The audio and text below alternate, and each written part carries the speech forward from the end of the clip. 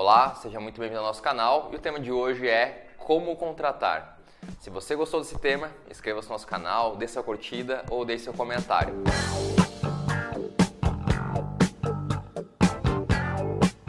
No tema de hoje, eu vou comentar sobre um item muito comum nas empresas, que é como contratar as melhores pessoas para a sua equipe. Nós aqui na Ecosys, para quem não sabe, a Ecosys é uma franqueadora de marketing digital, onde eu sou o CEO, e a gente tem mais de 100 pessoas, desde colaboradores a franqueados, pessoas diretas e indiretas que são avaliadas por nós. E há um tempo atrás eu li um livro chamado Gente e Resultados. Eu já citei esse livro algumas vezes aqui no nosso canal, inclusive no nosso blog também. E esse livro foi um guia prático e eficaz que ajudou muito a gente a aprender e conseguir visualizar algumas informações sobre como contratar as melhores pessoas para a nossa equipe. E a partir desse momento, dessa leitura, a gente começou a analisar alguns pontos que fizeram muito sentido. E um deles é avaliar as pessoas que a gente está contratando pela atitude, né? E também pelo resultado. Então, o que eu vou te ensinar aqui agora não é somente avaliar na contratação, mas avaliar enquanto a pessoa está dentro da tua empresa, por exemplo, né? Então, a gente gosta de usar uma matriz, né? Essa matriz citada no livro, né? Como eu falei, o livro Gente e Resultados é do Eduardo Ferraz. E ele é um livro bem prático, é um guia que vai te ajudar a performar melhor, né? A performar melhor a sua empresa em alguns sentidos, muito voltado à gestão. Então, olha só, como é que nós avaliamos as pessoas aqui? Nós usamos uma matriz, tá? Não sei se vai dar de ver aí no vídeo, mas a gente usa uma matriz aqui de 16 posições, tá? Onde aqui, ao lado esquerdo, a gente avalia os resultados e aqui as atitudes. Então, assim, como que a gente pensa, né? O que a gente avalia nas pessoas? Primeira coisa, quando a gente vai contratar, a gente avalia a pessoa pela atitude dela. Qual que é o comportamento que ela tem? Então, daqui a pouco a gente está fazendo uma análise, a gente quer contratar uma pessoa para a parte de vendas. Eu preciso buscar atitudes comportamentais que para aquela função ela é importante, né? Então, se eu tenho uma função que é para algo mais detalhado, eu tenho que fazer algumas perguntas que eu vou conseguir pegar essas informações. Eu vou falar um pouquinho também sobre as perguntas que você pode fazer e como que tu pode pegar algumas características, né? Mas uma ideia aqui sempre é a seguinte: se você, na hora de você contratar uma pessoa, quando você vai fazer a contratação, é muito importante você fazer várias entrevistas, né? E até mesmo trocar pessoas que vão entrevistar e fazer com que dentro da tua empresa você tenha não somente uma pessoa que avalia, mas várias pessoas que estão avaliando a mesma pessoa, depois vocês se comunicam e aí sim toma a decisão de contratação ou não. Então uma dica é, contrate de uma maneira lenta, né? Pegando várias características, você nunca vai ter certeza absoluta, né? Essa é a verdade, mas você vai conseguir minimizar erros, né? Então esse é o propósito. Então aqui não existe uma receita que vai funcionar 100% dos casos, mas vai aumentar muito a tua assertividade na contratação, por exemplo, né? E para isso acontecer, você tem que avaliar sempre a atitude comportamental da pessoa, né? E aí a gente também tem a questão do resultado, né? Então veja só, quando você vai fazer a contratação, avalie pela atitude e avalie pelo conhecimento, né? Então, que conhecimento que ela tem para fazer aquela função? Qual que é o histórico que ela já fez no passado? O que ela pode fazer na empresa? O que ela pretende fazer no futuro, por exemplo? Então, a competência dela de fazer, né, o conhecimento dela também conta. Mas aqui na Ecosys a gente preza muito pela atitude, porque nós acreditamos muito que uma atitude ótima, se a pessoa chega na empresa e ela tem um resultado ruim, e ela tem uma atitude ótima, uma atitude excelente, basta a gente treinar essa pessoa e ela vai virar uma pessoa boa e depois com o tempo ela vai virar uma pessoa que vai atingir ótimos resultados. O que eu estou querendo dizer aqui é que se uma pessoa tem atitude ótima, né, uma pessoa tem atitude ótima e um resultado ruim, muitas vezes é falta de treinamento. Então a gente tem que treinar essa pessoa, a gente tem que conceder playbooks para essa pessoa. Se você não sabe o que é um playbook, por exemplo, deixe um comentário no vídeo abaixo, também curta o vídeo para divulgar esse material para mais pessoas, ajudar mais pessoas, esse é o propósito. Então, se você não souber o que é um playbook, deixe no comentário que eu posso fazer um novo vídeo. Se você estiver interessado, eu posso explicar o que é um playbook, por exemplo. A gente usa muito playbook aqui. Bom, então olha só, aqui nós temos atitude e resultado. Se a pessoa tem uma atitude ruim, o que é uma atitude ruim? Vamos supor uma função de vendedor, né? Uma pessoa que trabalha com vendas. Ela mente para uma pessoa para efetuar a venda. Isso é uma atitude muito negativa. E normalmente as pessoas que têm esse tipo de atitude, ela não muda. E quando a pessoa tem atitude ruim, cara, sinceramente desliga na hora. Você até pode dar feedbacks, né? Vamos supor, a pessoa tem uma atitude mediana.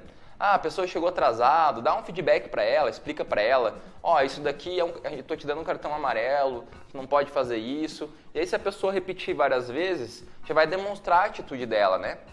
Uma outra coisa também a pessoa terceiriza muito a culpa nas outras pessoas. Ela fala, tal fulano é assim, tal fulano é assado. Ela compara muito com as outras pessoas e quer tomar os direitos de algumas pessoas, por exemplo, sabe? Então tome muito cuidado.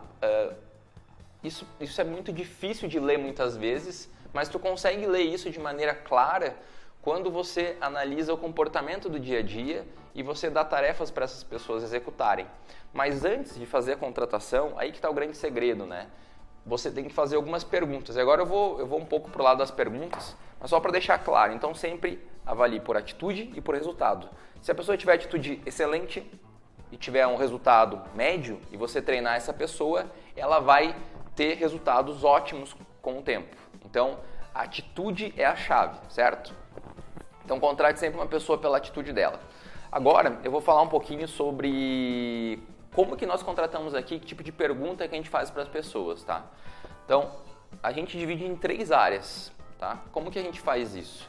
O primeiro item é a vida pessoal. A gente faz algumas perguntas, né? Antes de iniciar, eu sempre comento assim, a gente vai fazer algumas perguntas, se você se sentir confortável, você responde, se você se não se sentir confortável, não precisa responder, tá? Se a pessoa não quiser responder, já é um indicador, né? Eu não quero responder nada sobre isso. Isso daí já é um alerta, né? Mas normalmente todo mundo responde, todo mundo quer ser contratado, né? Então, nunca aconteceu um caso de a pessoa não responder uma pergunta que a gente fazia, mas já deixava claro e transparente, vou te fazer algumas perguntas por causa disso, disso e disso, né? Então, a vida pessoal é o item A, né? Então, a gente divide em 3 etapas. Primeira etapa, a vida pessoal, que vai envolver perguntas sobre a infância, a adolescência e sobre a vida adulta. Que a gente vai perguntar como que era a infância dela, algumas informações da personalidade dela, por exemplo, né? Depois a gente vai para a formação acadêmica, né? Muitas vezes é importante a gente conhecer a formação acadêmica da pessoa se a gente quer contratar essa pessoa para uma área técnica, para uma área que envolve um conhecimento, é necessário uma bagagem inicial, por exemplo, mais técnica, né? E também o item C, que eu considero o mais, né, o terceiro item, terceira etapa, é a que eu considero mais importante, que nós chamamos aqui de rastro profissional, né? Qual que é o rastro profissional que essa pessoa passou até chegar na nossa empresa, por exemplo, né? Então eu vou dar um exemplo agora de uma pergunta para cada etapa, para a vida pessoal, né? Que a gente fala sobre a vida pessoal, sobre a formação acadêmica e sobre o rastro profissional, né? Então, sobre a vida pessoal, um exemplo de pergunta. Como lidava com o dinheiro? Você tinha mesada? Então, dependendo do que a pessoa fala, ela já vai dar algumas informações, né? Então, se ela tinha amigos na infância, a gente já vai conseguir detectar algum tipo de comportamento, se ela é uma pessoa de boa convivência, se ela tem amigos, enfim, isso também vai ajudar a gente. É claro que é muito... você tem que fazer uma pergunta e saber o que você quer absorver daquela pergunta, né? Então, se você faz uma pergunta sem sentido, não vai ter consistência no que você precisa pegar informações sobre o perfil daquela pessoa. Então, tu precisa, na hora de fazer a pergunta, entender se a resposta que tu está buscando, né, na hora que tu faz a pergunta, é interessante que tipo de resposta que a pessoa pode dar, se é relevante para você ou não. Mas aqui, basicamente, a gente tem 20 perguntas para cada etapa, né? Então, para a etapa A, B e C, vida pessoal, formação acadêmica, caso profissional, a gente faz mais ou menos umas 20 perguntas para cada, então dá mais ou menos 60 perguntas para cada pessoa. É claro que no primeiro momento que a pessoa chega para fazer a primeira entrevista, a gente não pergunta as 60, a gente não faz as 60 perguntas para ela, né? Normalmente a gente tem uma seleção inicial, aí a pessoa vai avançando, depois ela vai para um processo, etapas mais finais, e quando a gente analisa ela, a gente tem mais informações e aí sim a gente faz um estudo mais aprofundado, né? Sobre a formação acadêmica, né? Que tipo de pergunta que nós fazemos sobre a formação acadêmica? A gente pergunta qual que é a matéria que a pessoa mais gostava, se ela foi reprovada alguma vez, né? Se ela reprovou em alguma matéria, né? Se ela obteve algum destaque acadêmico, se ela recebeu alguma premiação enquanto ela estava estudando na faculdade, no colégio, enfim, né? E o terceiro item é sobre o rastro profissional. E esse é o que eu mais gosto, é o que eu acho mais interessante, porque eu acredito muito que as pessoas podem mudar em termos de conhecimento, né? Então, já a atitude é uma coisa mais difícil a personalidade da pessoa, se a pessoa não é uma pessoa honesta, às vezes é muito difícil ela mudar para ser uma pessoa honesta, entendeu? Ela já cresceu com aquilo.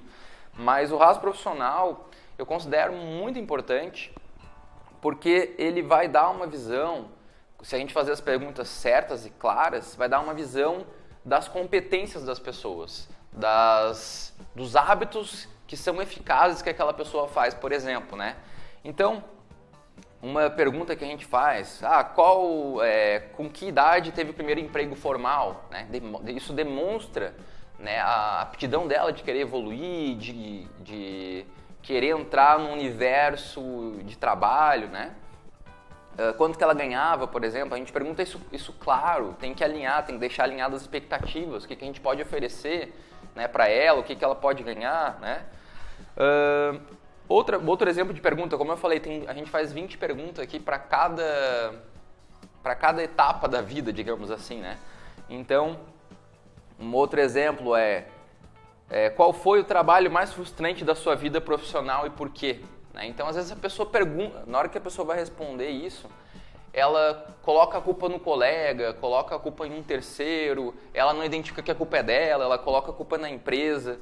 Então são comportamentos que, ou ela fala que eu não gostei disso porque não me proporcionava aprendizado. Então é muito fácil de você conseguir compreender quando tu faz as perguntas certas, tá? Então, basicamente, essas são as principais maneiras de você fazer uma contratação muito assertiva na sua empresa, no seu negócio, tá bom? Então, se você gostou desse tema, desse vídeo, dá um like, curta para divulgar esse nosso material para o maior número de pessoas possíveis. Deixe seu comentário e inscreva-se no nosso canal. Um grande abraço. Tchau, tchau.